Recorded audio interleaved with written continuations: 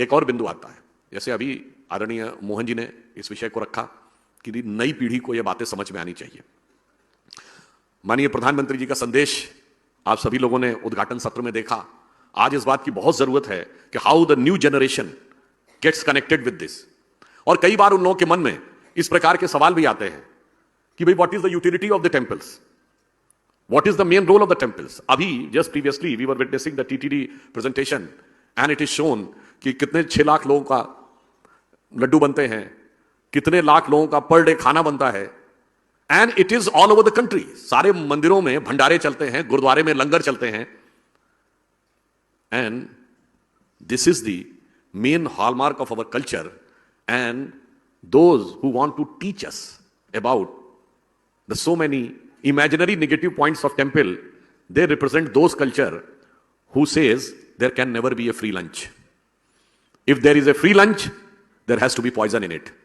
ये वेस्ट की सोच है। उनसे कहो भारत में आके देखो, मंदिरों में प्रतिदिन फ्री लंच मिलता है, और जैसा उन्होंने अभी कहा कि उस लड्डू का जो स्वाद आपको अंदर मिलेगा आप बाहर बनाएंगे तो वो नहीं मिलेगा। इसीलिए आप कभी मंदिरों में जाके जब भोजन करते होंगे तो अलग प्रकार की संतुष्टि का अनुभव होता है। वो क्यों होता है? Because up till now the science has just come to that level. Just 100 years back they have come to know कि इसमें कितना प्रोटीन है, कितना मिनरल है, कितना विटामिन है, कितना कार्बोहाइड्रेट है, इससे बोन्स बनती हैं, इससे मसल्स बनते हैं। बस इतना ही पता चला है। ये भी 100 साल पहले नहीं पता था। परंतु हमारे यहां कहा गया है कि भोजन के स्थूल भाग से शरीर और सूक्ष्म भाग से मन बनता है। और जब सूक्ष्म भाग की बात आती है तो वो सूक्ष्म भाग 3 तरीके से आता है। एक, उसका नैसर्गिक स्वभाव, वो सात्विक है कि तामसी है कि राजसी है। दूध पीने से अलग मन पे प्रभाव पड़ेगा और मांस खाने से अलग प्रभाव पड़ेगा। दूसरा, यदि किसी व्यक्ति का धन उसमें लगा है तो माना जाता है उसकी भी चेतनाकांक्ष आया, और यदि किसी ने उसको पकाया है तो उसके मन का भाव उसकी कॉन्शियस एनर्जी के साथ भी इंटरैक्ट हो जाता है।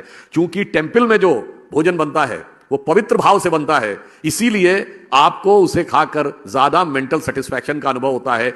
साइंस में टेक अनदर 30, 40, 50 और 60 years to reach this level, जब वो कॉन्शियस वेव्स के लेवल तक पहुंचेंगे। एंड